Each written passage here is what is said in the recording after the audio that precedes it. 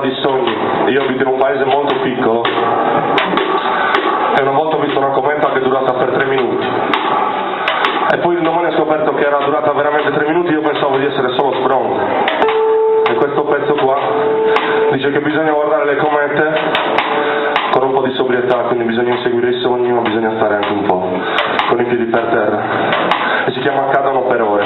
È un tossico. E lui è il mio educatore personale.